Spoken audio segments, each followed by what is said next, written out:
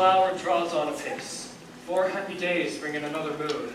But oh, methinks how slow this old moon wanes. 4 days will quickly steep themselves into night. 4 nights will quickly dream away the time. Go, illustrate, stir up the Athenian youth to merriments. Happy be Theseus, our renowned Duke. Thanks, Aegeus. What's the news with thee? Full of vexation come I, with complaint against my child, my daughter Hermia. Stand forth, Demetrius, my noble lord.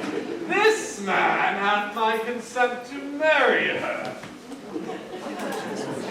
Stand forth, Lysander, and my gracious Duke.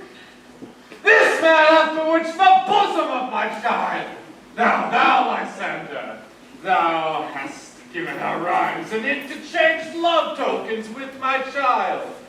Thou hast by moonlight at her window sung. With cunning hast thou filched my daughter's heart, and earned her obedience, which is due to me, to stubborn harshness. And, my gracious Duke, be it so she will not here before your grace consent to marry with Demetrius, I beg the ancient privilege of Athens. As she is mine, I may dispose of her, which will be either to this gentleman or to her death, according to our law immediately provided in that case. What say you, Hermia? Be advised, fair maid. To you, your father should be as a god. Demetrius is a worthy gentleman. So is Lysander. In himself he is, but in this kind, wanting your father's voice, the other must be held the worthier. I would my father looks, but with my eyes. Rather, your eyes must with his judgment look. I do entreat your grace, pardon me. I know not by what power I am made bold, but I beseech your grace that I may know the worst that may befall me in this case, if I refuse to wed Demetrius. Either to die to death, or to abjure forever the society of men. Ere I will give my virgin hand up unto his lordship, whose unwished yoke my soul consents not to give sovereignty. Take time to pause, and by the next new moon, the sealing day betwixt my love and me, upon that day, either prepare to die for disobedience to your father's will, or to wed Demetrius as you would, or on Diana's altar to protest for high austerity and single life. Relent, sweet Hermia. And Lysander, yield thy grace by my certain right. You have your father's love, Demetrius. Let me have Hermia's. Do you marry him? Scornful Lysander, truly hath my love, and what is mine, my love shall render him, and she is mine, and all my right of her I do estate unto Demetrius. I am, my lord, as well derived as he, as well possessed. My love is more than his, and which is more than all these boasts can be, I am beloved of beauteous Hermia. Demetrius, I'll look vouch you to his head, made love to Didar's daughter Helena, and won her soul. And she, sweet lady, dotes upon this spotted and inconstant man. I must confess that I have heard as much, and with Demetrius ought to have spoke thereof. But being overfull of self-affairs, my mind did lose it.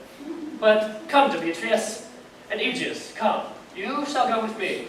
As for you, fair Hermia, look you arm yourself to fit your fancies to your father's will, or the law of Athens yields you up to death, or to a vow of single life. Demetrius and Aegeus, go along. With duty and desire, we follow you.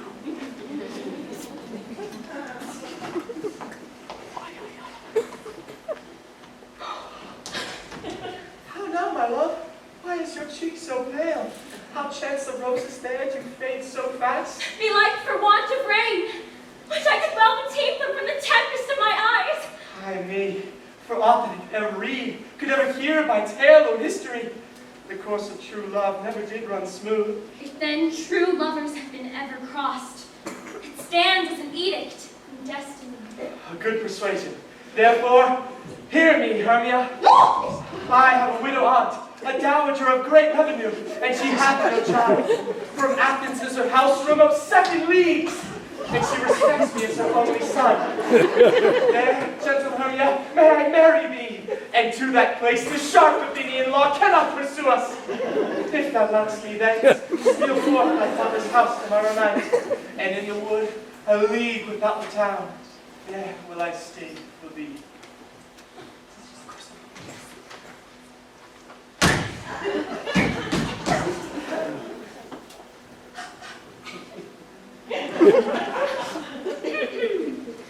My good Lysander, I swear to thee, by Cupid's strongest bow, by his best arrow with the golden head, tomorrow truly will I meet with thee. Keep promise, love. Oh, look, here comes Helena. Oh, Godspeed, fair Helena. Whither away? Call you me fair? That fair again unsay. Oh, Demetrius loves your fair. Oh, happy fair. Oh, teach me how you look.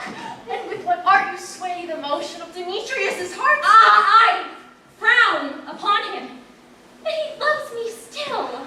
Oh, that your frowns teach my style such skill. No, the more I hate, the more he follows me. The more I love, the more he hated me. Oh, his folly, Helena, is no fault of mine. None but your beauty. Would that fault were mine.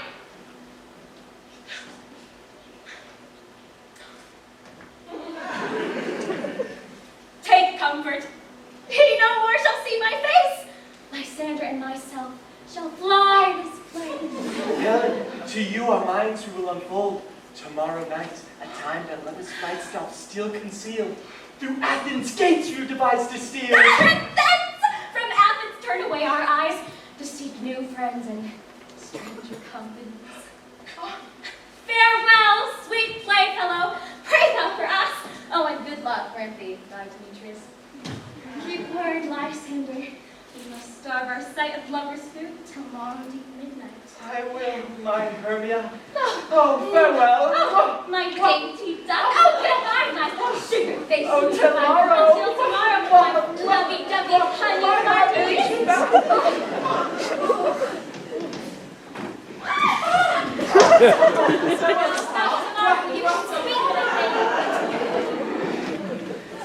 How happy some or other some can be. Through Athens I am as fair as she, but what that? Demetrius thinks not so. He will not know at all, but he do know. And as he errs, toting up Hermia's eyes, so I, admiring of his qualities, for ere Demetrius looked on Hermia's eye, he's hailed down oath that he was only mine. But when this hail some hate from Hermia felt, so he dissolved. The showers of oats did melt.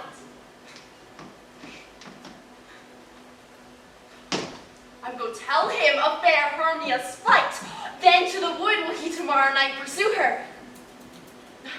But for this intelligence, if I have thanks, it is a dear expense. But hear me nigh to enrich my pain, to have his sights thither and back again.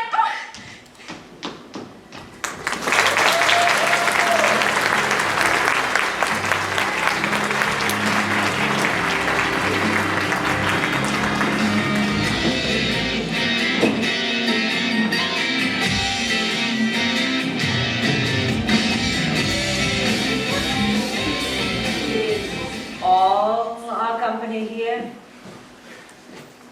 You were best to call them generally, man by man, as according to the script. Here is the scroll of every man's name, which is thought fit throughout all Athens to play in our interlude before the Duke and Duchess on his wedding day at night. First, good Peter Quince, say what the play treats on, then read the names of the actors, and so grow to a point. Mary, our play is the most lamentable comedy and most cruel death of Pyramus and Thisbe. A very good piece of work, I assure you, and a merry. Oh. Answer as I call you.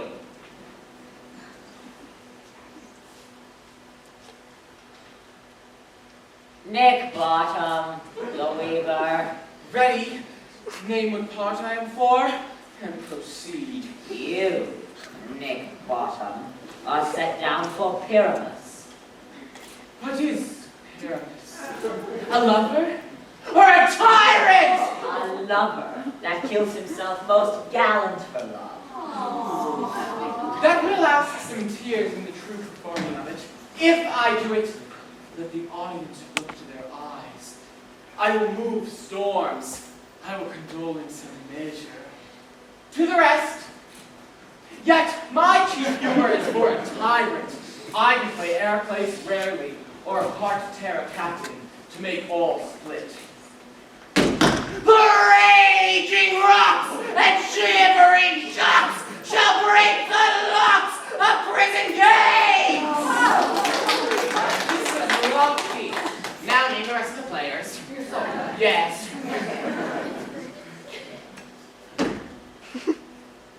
Francis Flute, the bellows mender. Here, Peter Quince. Flute, you must take Thisbe on you. What is Thisbe? Oh, wandering knight. It is the lady that Pyramus must love. Nay, faith, let me not play a woman. I have a beer coming.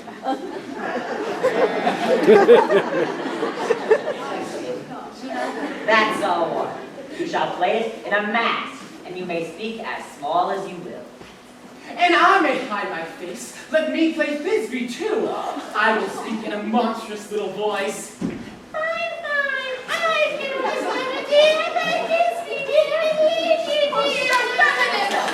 No, no.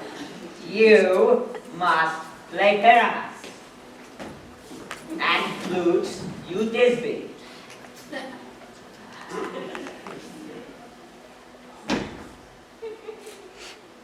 Robin Starveling, the tailor. Here, Peter Quince. Robin Starveling, you must play Thisbe's mother. Yes. Tom Snout, the tinker. Here, Peter Quince. You, Pyramus' father. Myself, Thisbe's father.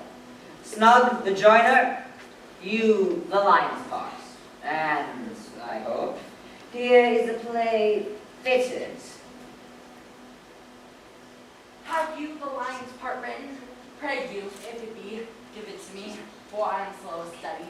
You may do it extempore, for it is nothing but roaring. Let me play the lion too!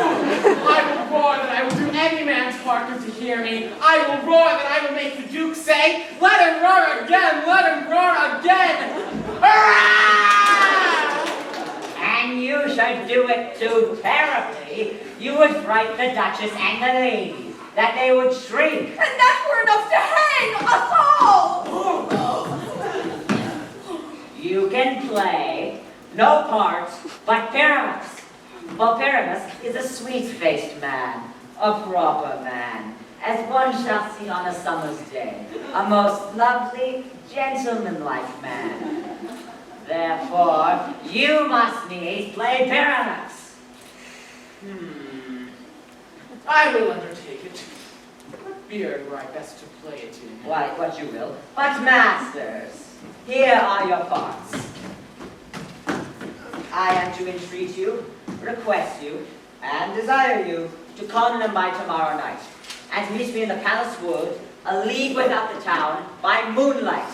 There will we rehearse. I pray you, fail me not. When we meet, we'll rehearse most obscenely and courageously. Take pains, be perfect. Adieu.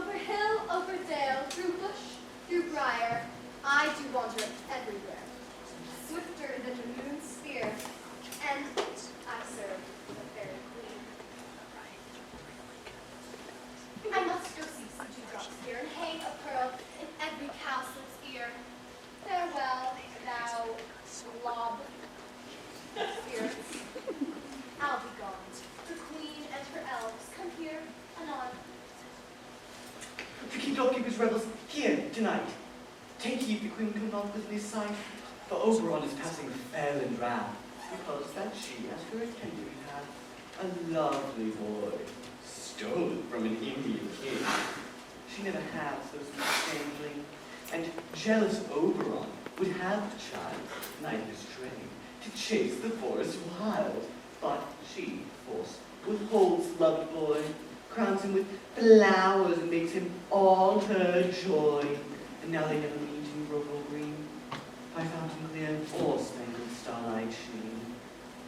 Either I mistake your shape and make you quite, or else you are not shrewd and knavish sprite, like Robin Goodfellow. Are you not he, that frightens the maidens of the village, and sometimes makes the drink bear no barm, misleading the night wanderers, laughing at their harm? Those that hobgoblin call you in sweet Puck. You do their work and they shall have the pluck. Are you not he? Thou speakest right. I am that merry wanderer of the night. I jest Oberon and make him smile, when I, a fat and beef-fed horse, beguile, neighing in likeness of hilly foal, and sometimes lurk I in the gossip's bowl, in very likeness of a roasted crab, and on her dewlaps pour the ale. But room, Mary, here comes Oberon. And here is my mistress. Oh, would that you were gone.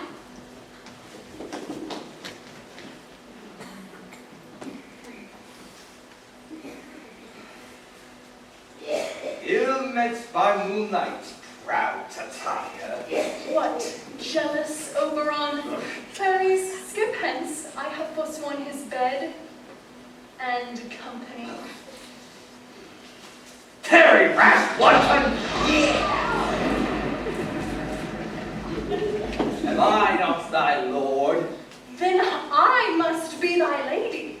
But I know when thou hast stolen away from fairyland, playing on pipes of corn and versing love to amorous Phillida. Why art thou here but that, forsooth, thy bouncing Amazon, your buskined mistress and warrior love, to Theseus must be wedded, and you come to give their bed joy and prosperity? How canst thou thus forsake Titania?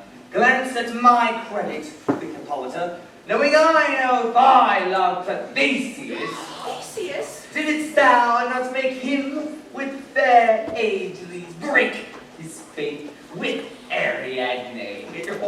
And Antiopa. And Antiopa!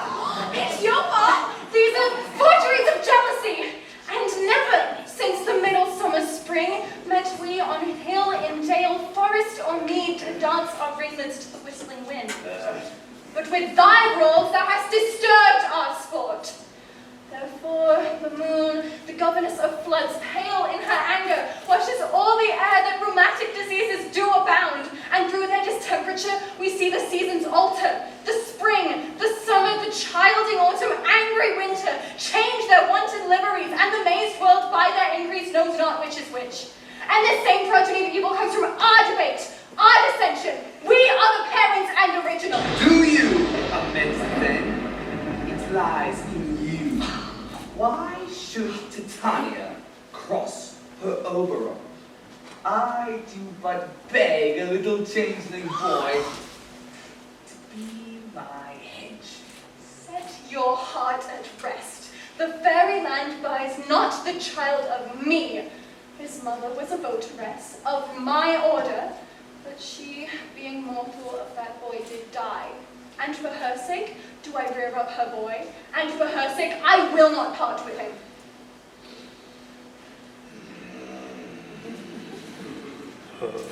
How long within this wood intend you stay?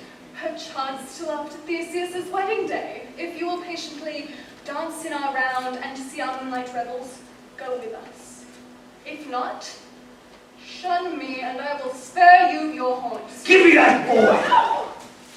Then I will go with thee. Not for thy fairy kingdom! Fairies away! We shall chide downright if I longer stay!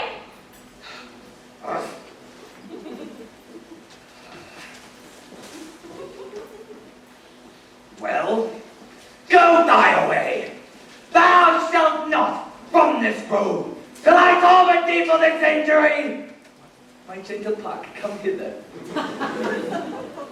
Thou rememberest, since once I sat upon a promontory, and heard a mermaid on a dolphin's back, uttering such dulcet and harmonious breath, that certain stars shot madly from their spheres to hear the sea maid's music.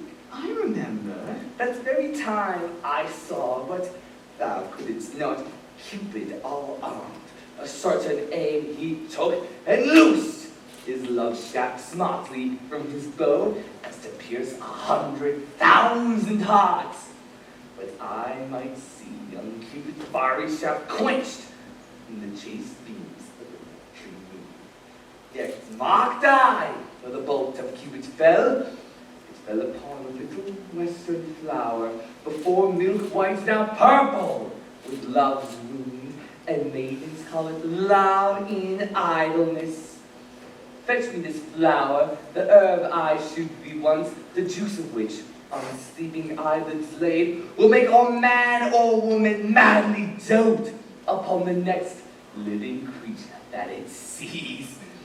Fetch me this herb, and look thou meet me here, ere Leviathan can swim a league. I'll put a girdle about the earth in 40 minutes.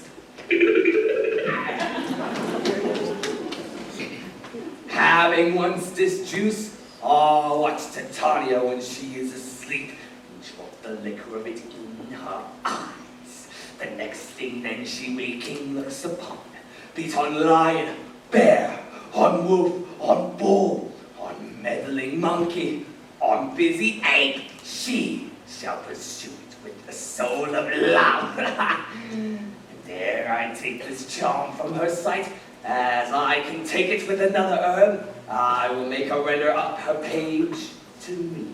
No way! But who comes here? I am invisible, and will overhear their conference.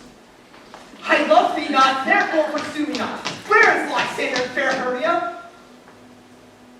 Thou toldst me they were stolen unto this wood, and here I am, headlong within this wood, hence get thee gone and follow me no more. You draw me, you hard-hearted adamant.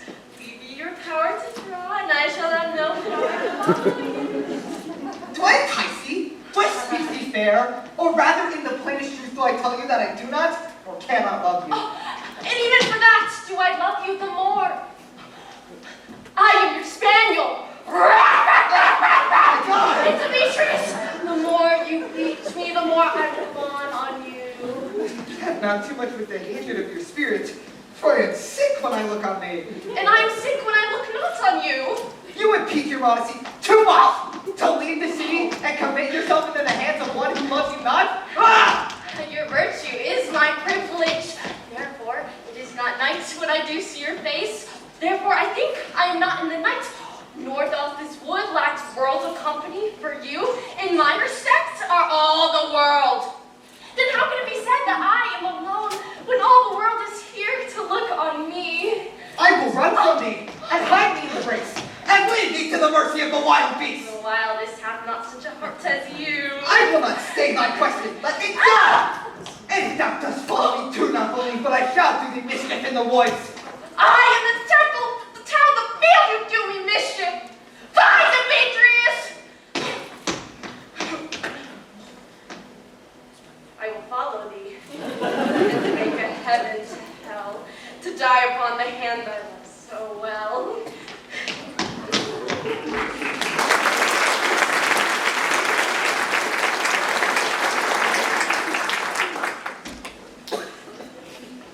Fare thee well, nymph, ere he do leave this road. Thou shalt fly, and he shall seek thy love. Look! Hast thou the flower there? Aye, there it is. I pray thee, give it to me. I know a bank where the wild thyme blows, the oxlet to the nodding violet grows. There sleeps Titania, sometime of the night, lulled in these flowers by dances and delight, and with the juice of this, I'll streak her eyes and make her full of hateful fantasies. Take thou some of it, and sleep in this room. A sweet, obedient lady is in love with the disdain for music. And lady. Thou shalt know the man by the Athenian garments he hath on, affected with some care, that he may prove more fond upon her than she upon her love. And be thou here again ere the first cock crow. Fear not, my lord, your servant shall do so.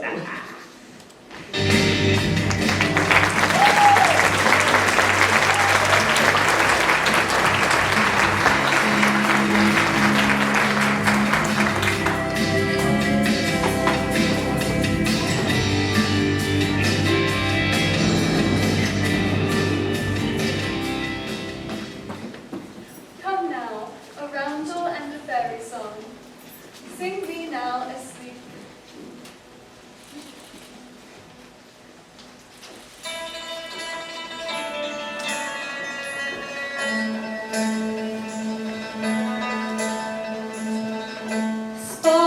Spotted snakes with double tongue, thorny hedgehogs we are sing, news and light works do along. Come not to a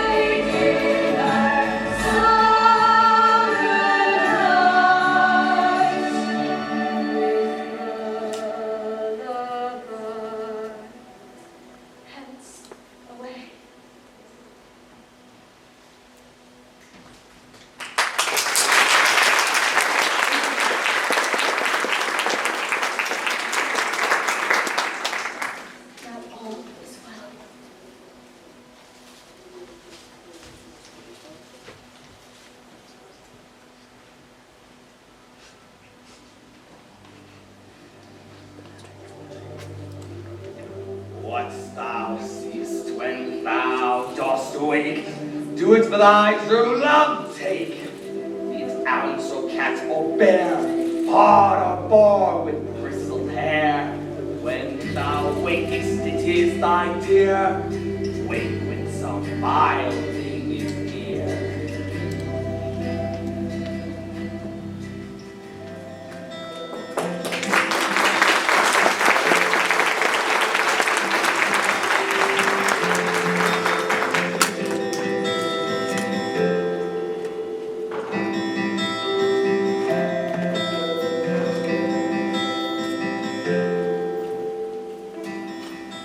Fair love, you faint with wandering in the wood. And to speak troth, I have forgot our way. We'll rest us, have ya, if you think it good, and tarry for the comfort of the day. Be it so, Lysander. Look, find you out a bed. Or upon this head shall rest my hand. One Turk shall serve as pillow for us both. One heart, one bed, two bosoms, and one trough. Nay! Good Lysander, for my sake, dear, lie further off yet. Do not lie so near. Oh, take this in, sweet, of my innocence. Love takes meaning in love's conference. But, gentle friend, in love and courtesy, lie further off! In human modesty. Here's my bed. Sleep, give me all the rest. Half that wish the wish I be present. Mwah.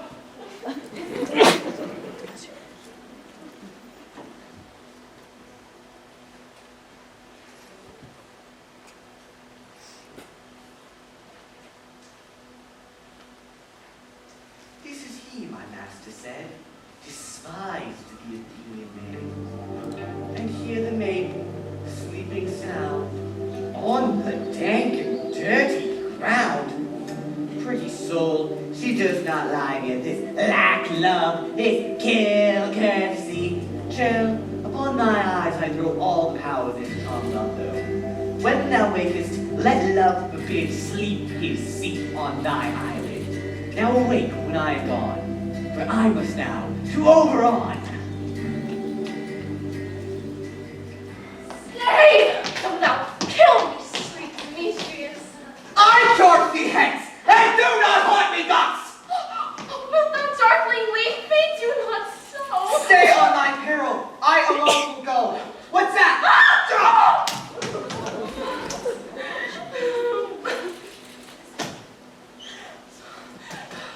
Oh, I am out of breath in this fond chase. The more my prayers, the lesser my grace. Oh, happy is Hermia, wheresoever she lies, for she hath blessed and attractive eyes. How came her eyes so bright?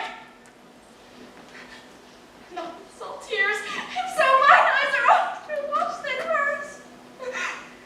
No, I am as ugly as a bear. For beasts who meet me to run away from fear. Therefore no temples of Demetrius do as a monster fly my presence thus. Oh, what wicked and disassembling glass if I may be compared with Hermia's fiery eye. Oh! But who is here? Lysander? On the ground? Dead? Or asleep? I see no blood, no wound. Lysander, if you live, good sir, awake!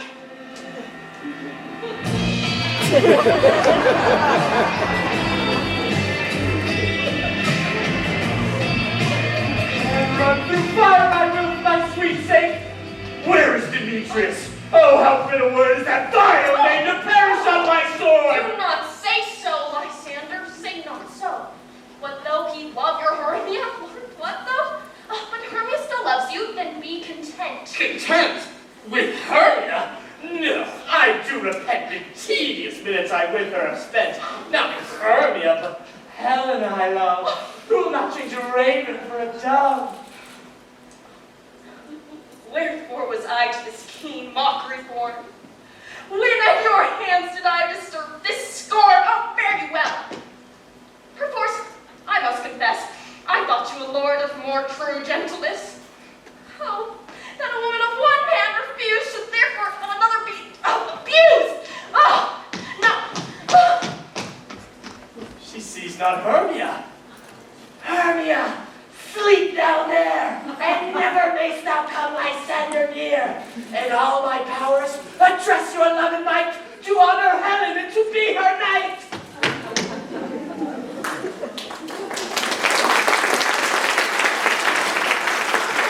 Help me! No! Lysander, help me! Up to my best and pluck this crawling serpent from my breast!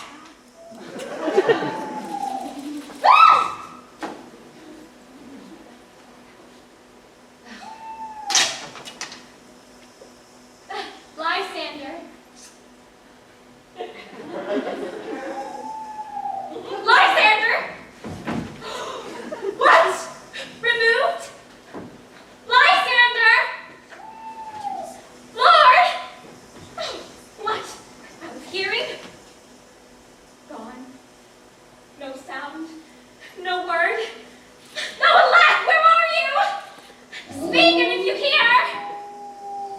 Unspeakable abuse!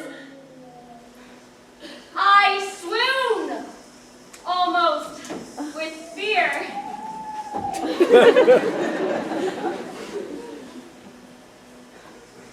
No? Well then, I perceive you are all not nigh. Either death, or I'll find you. Immediately!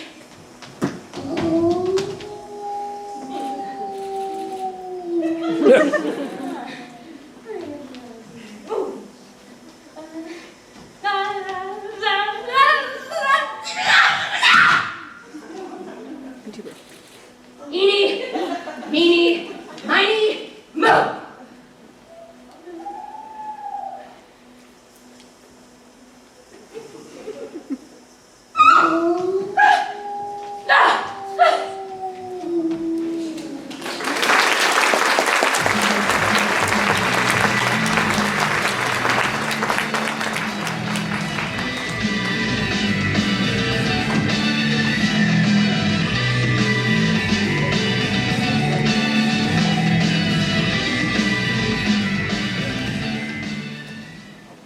Are we all met?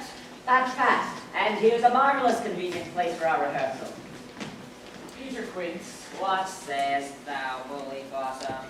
there are things in this comedy of Pyramus and Thisbe that will never please.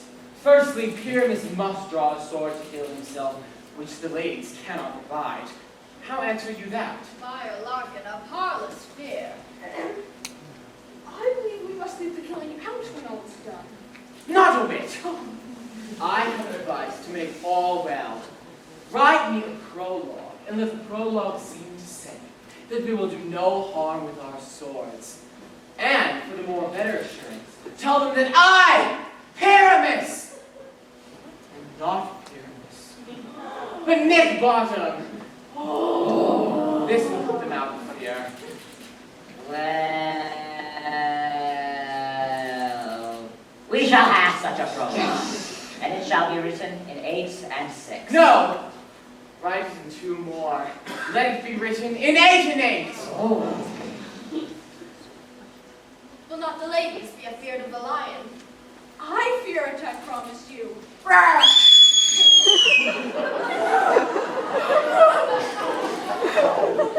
Therefore, another prologue must tell that he is not a lion. Nay!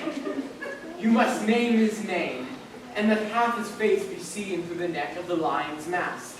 And there he will name his name, and tell them plainly that he is Snug the Joiner. Well, it shall be so. But there is 2 hard things. That is to bring the moonlight into a chamber. For, you know, Pyramus and Thisbe meet by moonlight. Doth the moon shine that night we play our play? No way of knowing.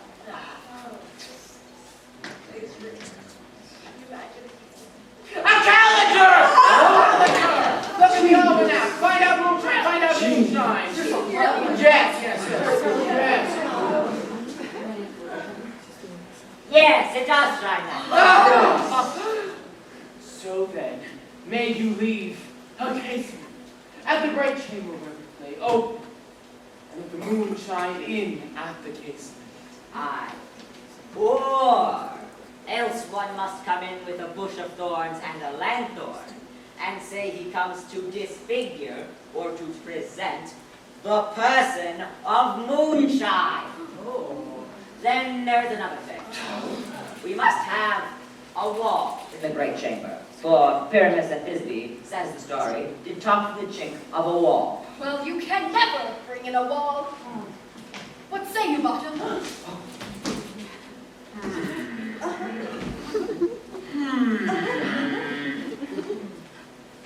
Some man or other must present wall.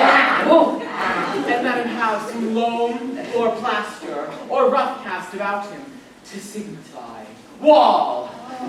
And let him hold his fingers thus, and through this cranny shall Pyramus and Thisbe cannabis.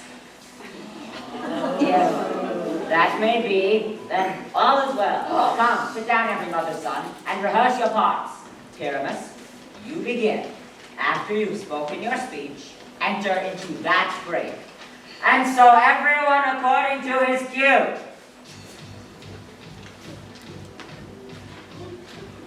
What timid hopes one has to hear, wandering so few, pretty, very what? A play to war? An act two, perhaps, if I see cause.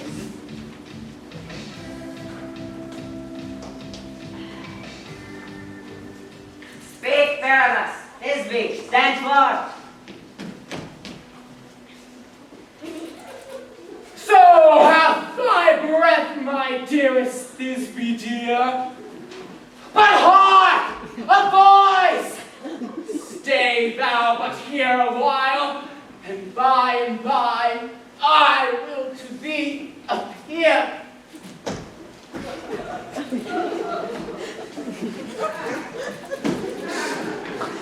A strange appearance that e'er played here.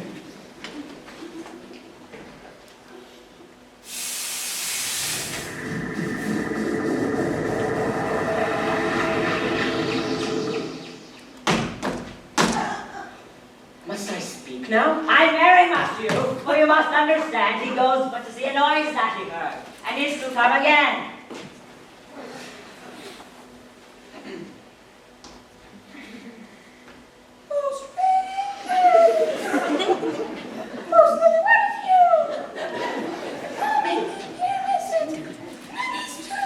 Needless to man, why, you must not speak that yet.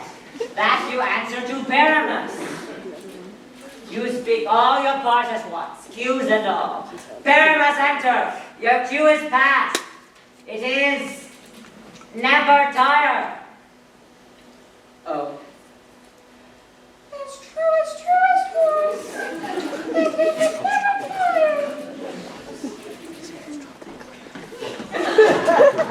If I were fair, Thisbe, I were only thine! Oh, monsters! Oh, snake! We are haunted! Great masters! My masters! Help! I'll follow you. I'll lead you about around. Through bog, through bush, through brake, through briar. Sometimes a horse I'll lead, sometimes a hound, a hog, a headless bear, a fire, and neigh and bark and grunt and roar and burn, like horse, hound, hog, bear, fire at every turn.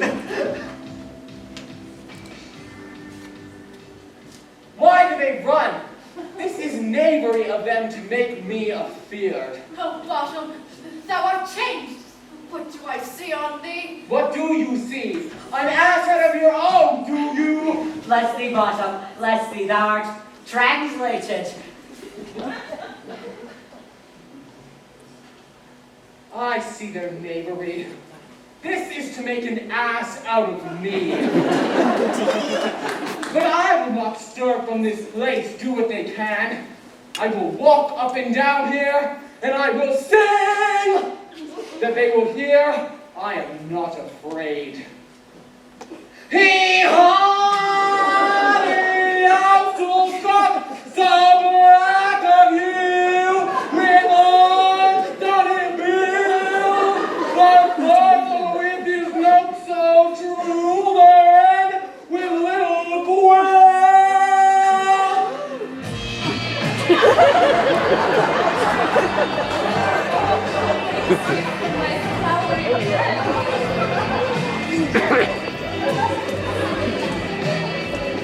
The wren, the sparrow, and the lark blends on cuckoo gray, but not that many a man does not and dares not answer nay. Gentle mortal, sing again. Mine ear is much enamored to thy note, as is mine eye enthralled to thy shape, and thy fair virtues, post per post, doth move me on the first view to say, to swear, and let thee Methinks, mistress, you have very little reason for that. And to say the truth, reason and love keep very little company together nowadays. Thou art as wise as thou art beautiful. Not so neither, for if I'd had the wit to get out of this wood, I'd have enough to serve mine own self. Out of this wood do not desire to go. Thou shalt remain here, whether thou wilt or no. Peace blossom, cobweb, moth, mustard seed. Ready? And I. And I. And I. Where shall we go? Be kind and courteous to this gentleman. Hop in his walks and gamble in his eyes. Hail, mortal. Hail. Hail. Hail. Your name, I beseech you, madam? Cobweb. Good, Madame Cobweb. I am to get cut, I shall make bold with you. I shall desire you a further acquaintance. Your name, good madam? Peace blossom. Good Madame Peas Blossom. I shall desire you of more acquaintance as well. Your name, I beseech you, miss? Mustard seed. Good Madame Mustard Seed. I know your patience well. That same giant likes ox beef had devoured many a man around your house, had made mine eye water ere now. I shall desire you of more acquaintance as well. Come, wait upon him, lead him to my bower. The moon, methinks, looks with a watery eye, and when she weeps, sweeps every little flower, lamenting some enforced chastity. Tie up my love's tongue, bring him silently.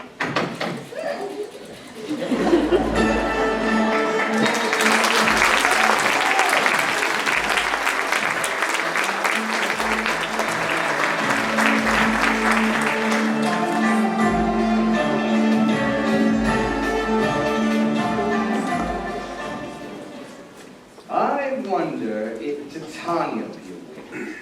Then what it was that next came in her eye, which she must dote upon in extremity. Here comes my messenger. How now, mad spirit? What's night you now about this haunted grove? My mistress, with a monster, Is in love. A crew of patches, rude mechanicals, who work for bread upon Athenian stalls, were met together to rehearse a play, intended for great Theseus' natural day, the shallowest thick-skin of that barren sort who here was presented in their sport. Forsook his scene and entered in a break when I did him at this advantage take. An ass's knoll I placed on his head, when in that moment so it came to pass, Titania waked and straightway loved an ass. Yes, this falls out better than I could devise. But hast thou yet latched the Athenian's eyes with the love juice as I bid thee do? I took him sleeping, that is finished too, and the Athenian was by his side, so that when he waked, of course she must be a hide. Stand close. This is the same Athenian. This the woman, but not this the man.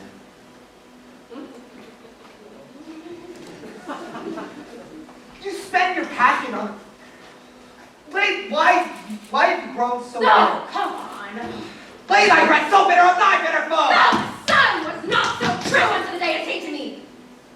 Would he have stolen away from sleeping Hermia? It cannot be but that thou hast murdered him.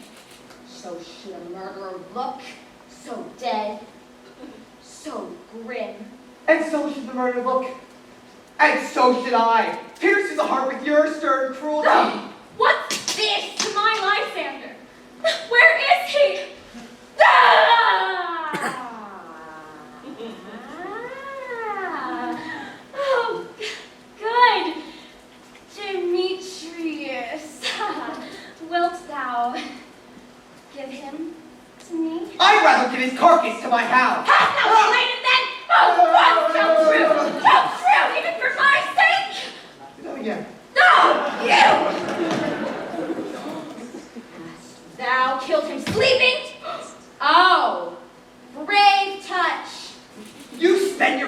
on a misprized mood. I am not guilty of Lysander's blood, nor is he dead, for all I can tell. I pray thee, tell me then that he is well.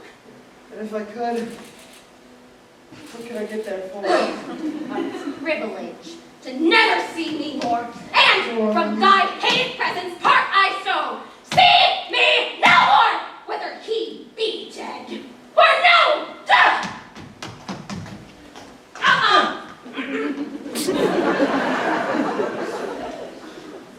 There's no following her in this fierce vein. Here, therefore, for a while I shall remain.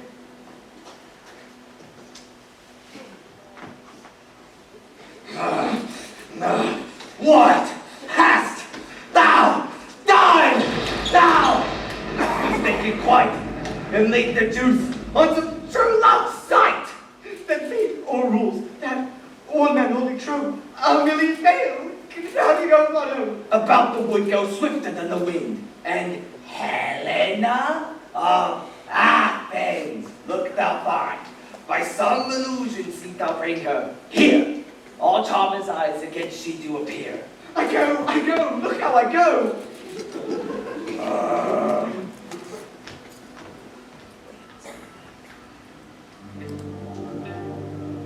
When thou wakest, if she be by, beg of her for remedy.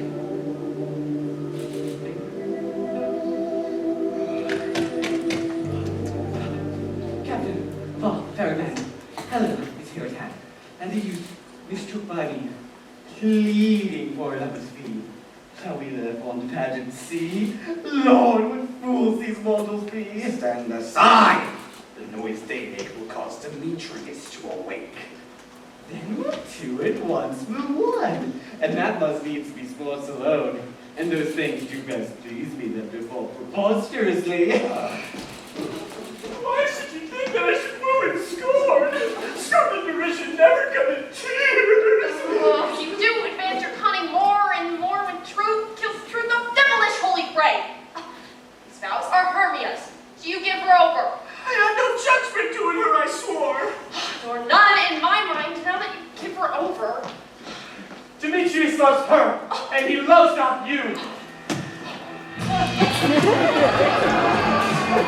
Helena, oh goddess, if perfect divine, to what love do I compare thine eye? Oh, let me kiss, oh princess of pure white, oh seal of bliss. Oh, spite!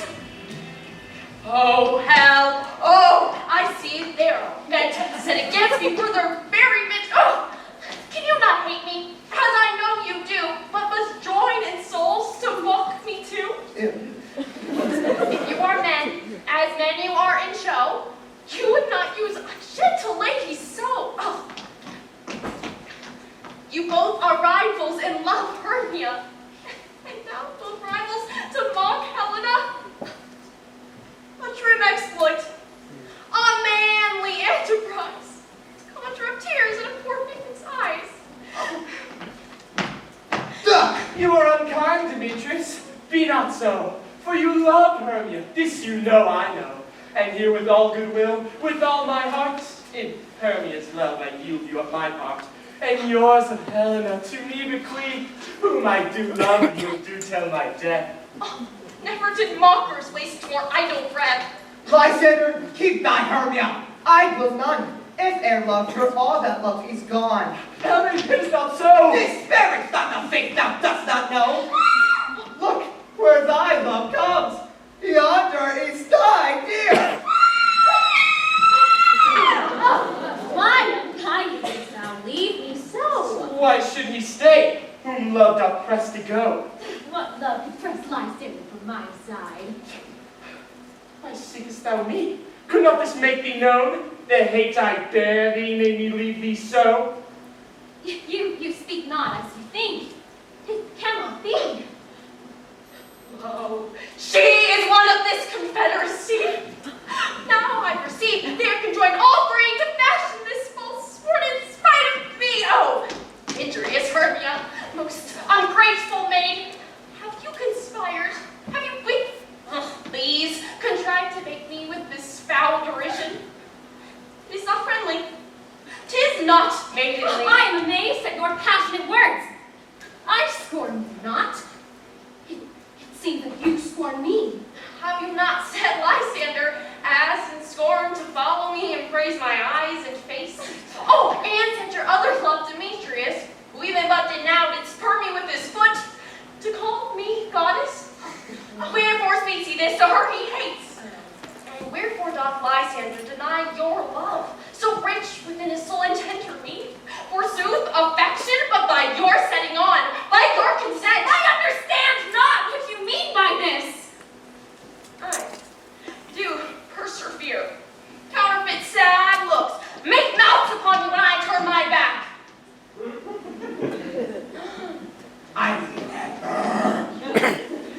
If you had any pity, grace, or manners, you would not make such an argument.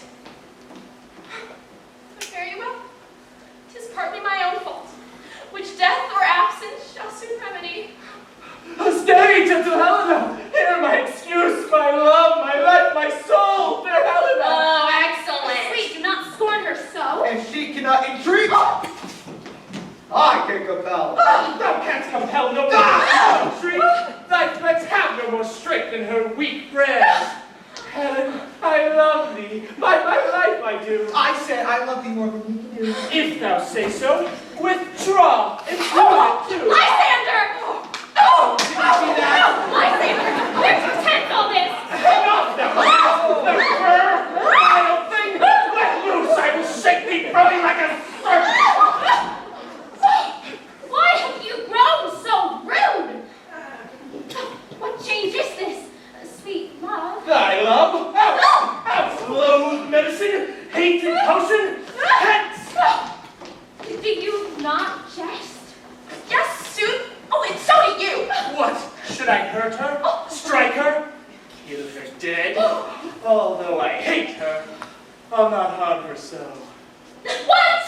Could you do me greater harm than hate? Hate me? Wherefore? Oh me, what news, my love? Am not I Hermia? Or not you, Lysander?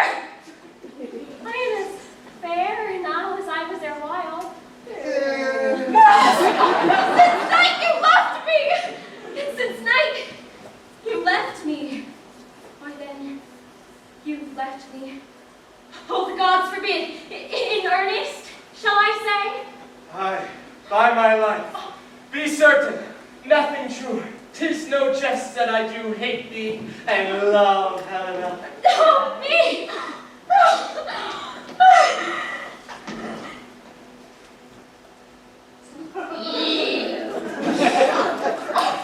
You tender blossom! You thief of love! Where have you come? My knight is fallen, my love's part from him! Oh, fine faith. Have you no modesty, no maiden shame, no touch of bashfulness? Fine, you counterfeit, you puppet, you!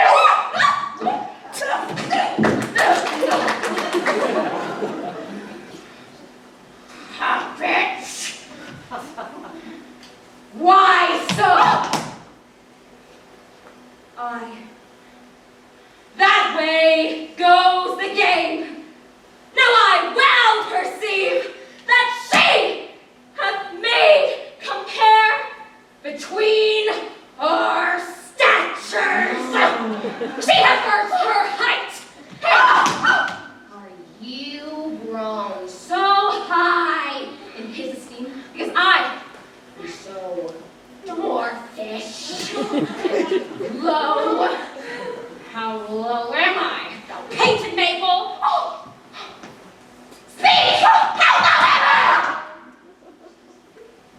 I am not yet so low. So my nails can reach up to my eyes!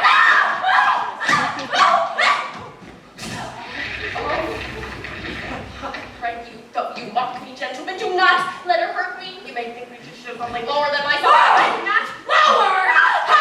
Again!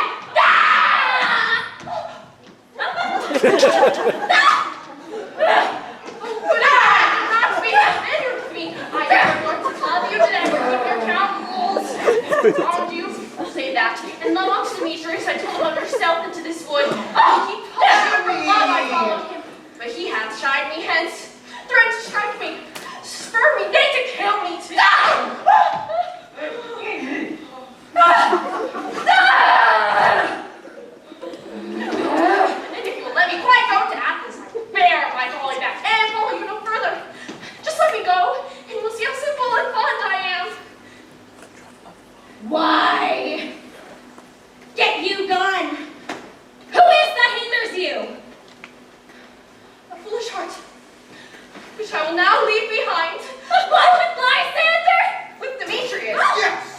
Be not afraid. She shall not harm thee, Helena. No, she shall not. Don't you take her part. Oh, when she is angry, she is keen and shrewd, and when she is little, she is fierce. Oh! Little again! Nothing but low and little. Why, you suffer her to flout me thus. Let me come to her. No! Get you gone, you dwarf! You are too obvious, and that we have to explore your service. Oh, now she holds me not. Now follow, if thou darest, to try who's right. Of thine or mine is most in Helena. Follow? Nay, I will go with thee. Kick my jaw.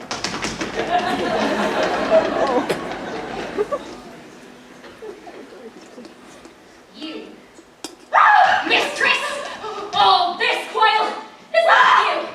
Nay, go not back. Oh, I will no longer trust you. I will no longer stay in your cursed company. Your hands may be quicker than mine for a fray. My legs are longer, though, to run away. What's that? Ah! I'm amazed. I know not what to say.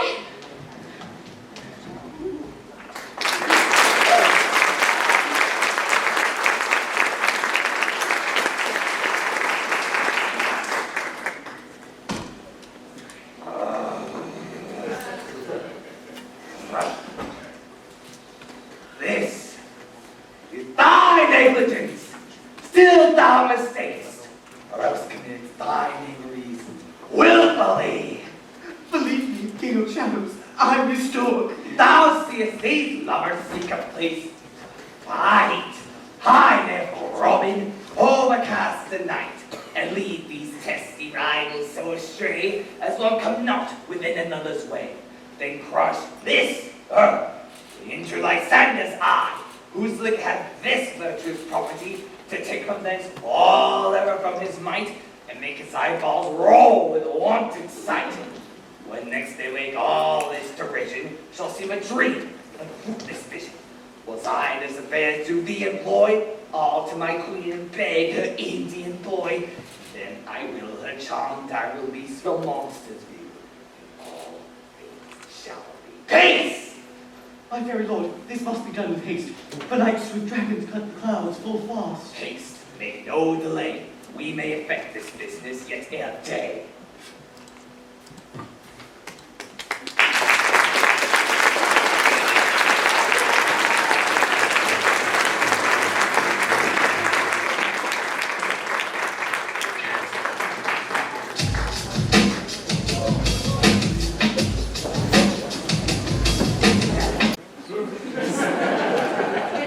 When I saw her first, I must confess, made mine eyes water.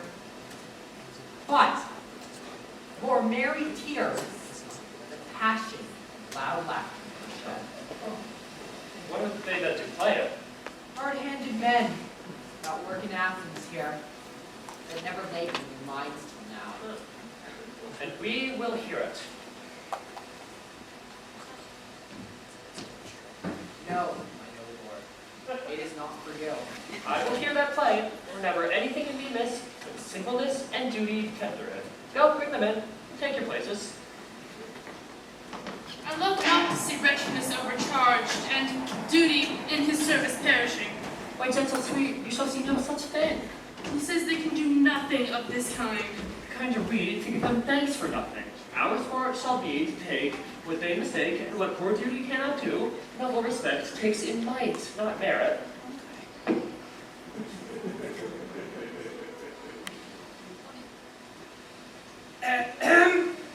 So please your grace, the prologue.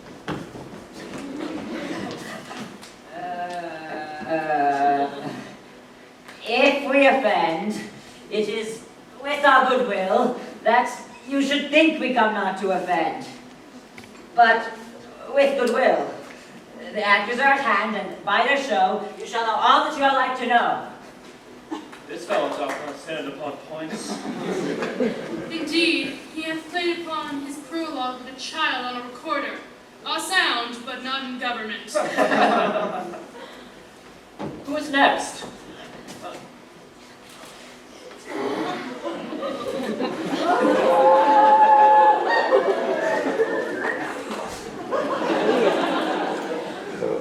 Credentials. Perchance you wonder at this show, but wonder on, till truth make all things plain. This man's Pyramus, if you would know. This, beauteous lady, Thisbe, is certain. This man, with lime and rough cast, doth present wall, that vile wall which did these lovers sunder. And through wall's chink, poor souls, they are content to whisper. At the which, let no man wonder, this man, with lanthorn, dog, and bush of thorn, presented moonshine, for, if you would know, by moonshine do these lovers think no scorn to meet at Ninus' tomb. There to woo this grisly beast,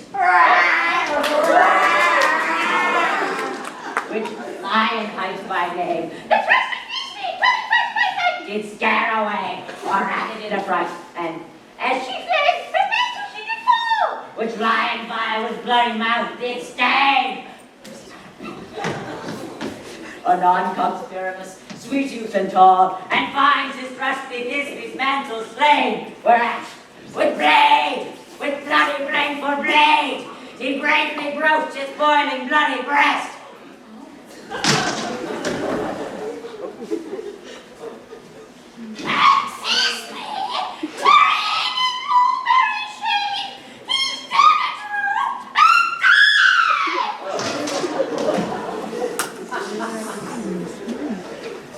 For all the rest, let's lion, moonshine, wall, and lovers twain at lock discourse while here they do remain.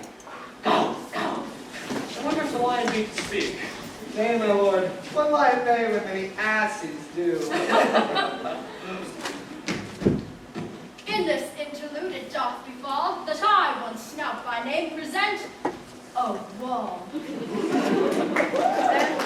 Yeah. I would have you think, had in it a crannied hole or chink, in which the lovers, Pyramus and Thisbe, doth to whisper their secret.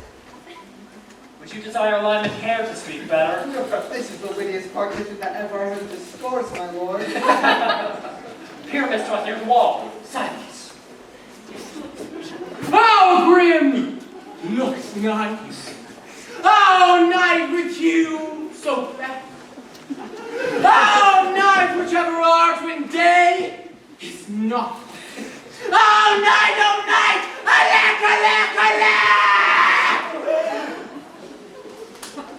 I fear my Thisbe's promise is forgot. And thou, oh wall, oh sweet, oh lovely wall, show me thy chinks to blink through with mine eye.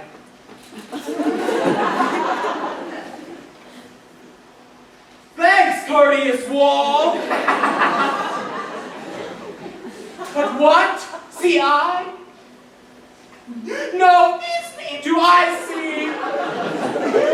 Cursed be thy stumps for thus deceiving me!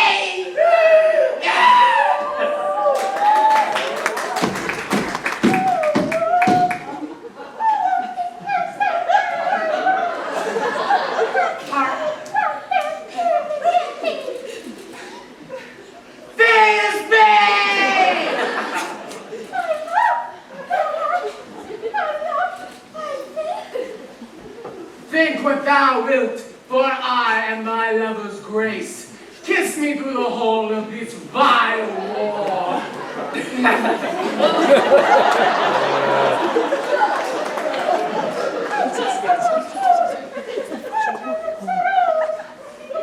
Meet me at Ninny's tomb straight away!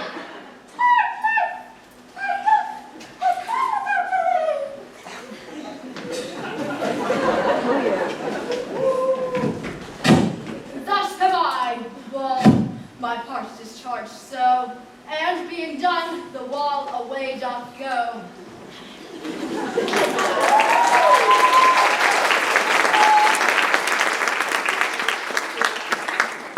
This is the silliest stuff that e'er I heard. If we imagine no worse of them than they themselves, they may pass for excellent men. Now, here come two noble beasts in, a man and a lion. Oh. You ladies, you whose gentle hearts do fear the smallest, most monstrous mounts that creeps on floor, and now perchance most wake and tremble here, when lion rough and wild as rage doth roar. Then know that I, when Spanish joiner, when a line fell, nor else no lines down, and if I were to come as line and strife into this place, perfect on my life. Very gentle beast. Watch this. The very best that piece that ever I saw. This lanthorn, not the horned moon presents. I, myself, the man is the moon who seems to be. All I have to say is to tell you that this lanthorn is the moon. I is the man in the moon. This thorn bush, my thorn bush. This dog, my dog.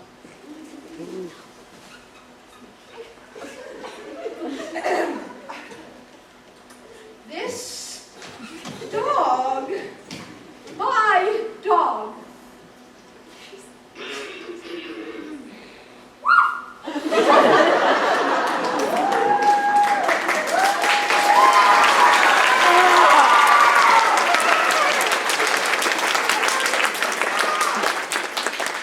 All should be in lanthorn for all. These are but in the moon, but silence! Here comes Thisbe. This is all pennies too. Where is my lord?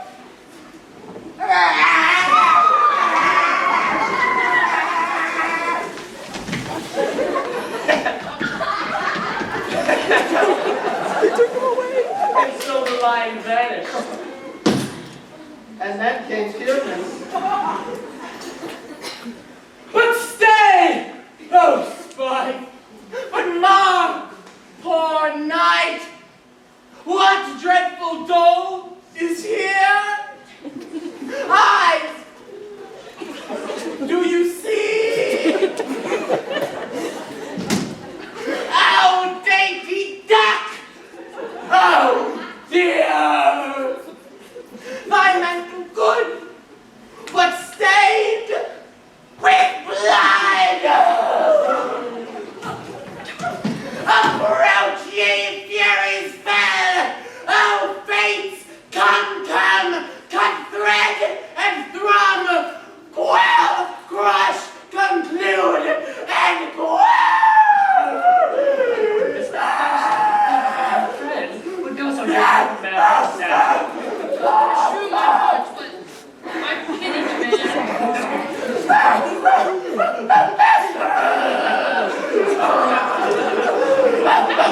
man.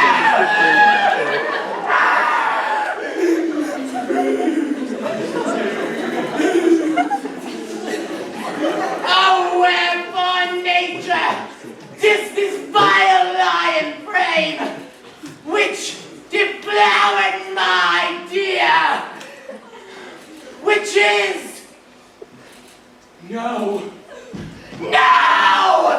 which was, there is that living, that loving, that liketh, that looketh with cheer.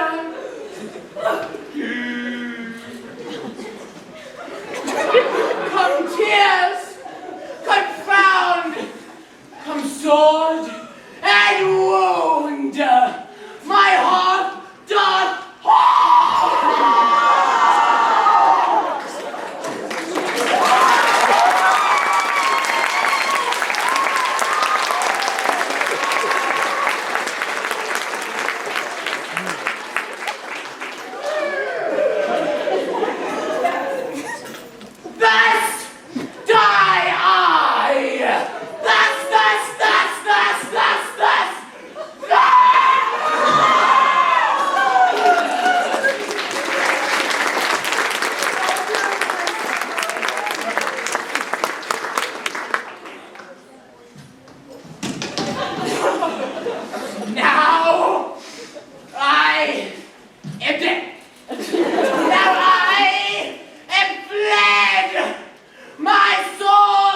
is in the sky!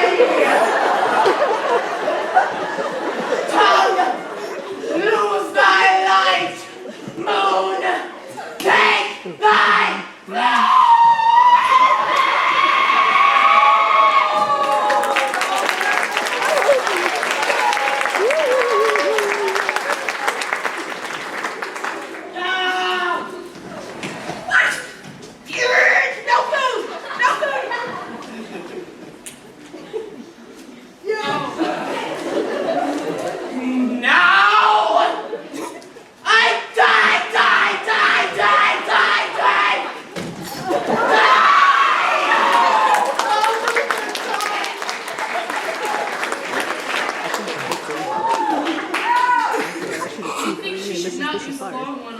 I hope she will be brief. She hath spied him already with those sweet eyes.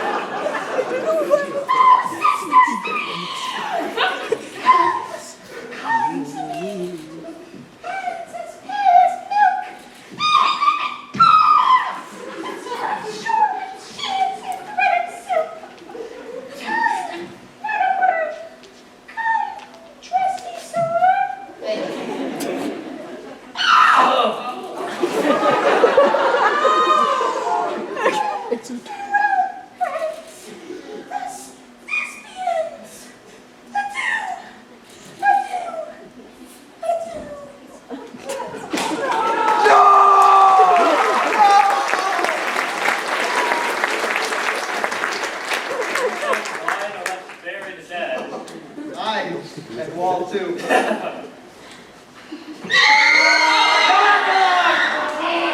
No epilogue, I pray you, for your play needs no excuse. Never excuse, but when all the players are dead, there needs none to be played.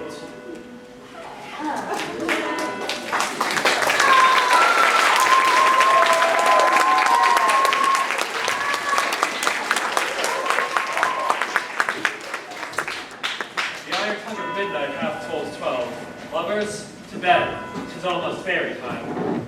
A fortnight holds me this solemnity. In nightly revels, you tolerate.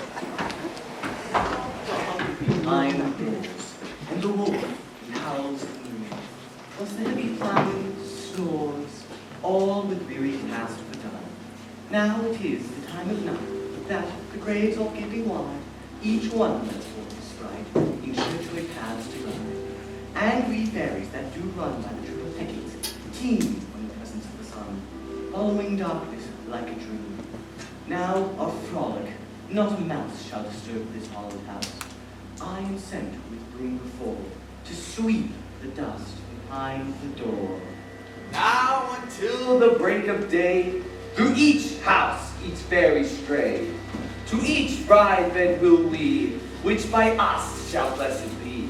And the issue there create ever shall be fortunate.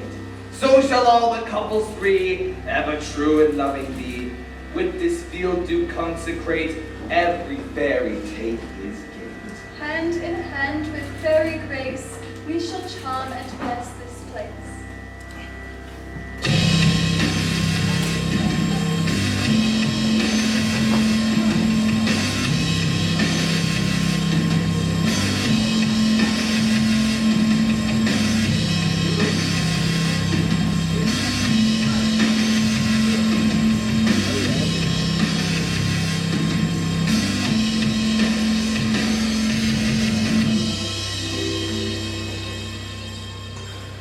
Trip away, make no stay, meet we all by break of day.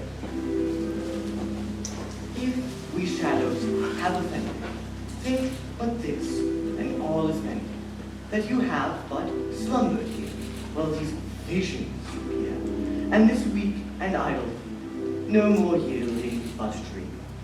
Gentles, do not reprehend. If you pardon, we will mend. And as I am an honest pup, if we have unearned luck, now to scape the serpent's tongue, we shall make amends ere long. Else the puck a liar call. So, good night unto you all.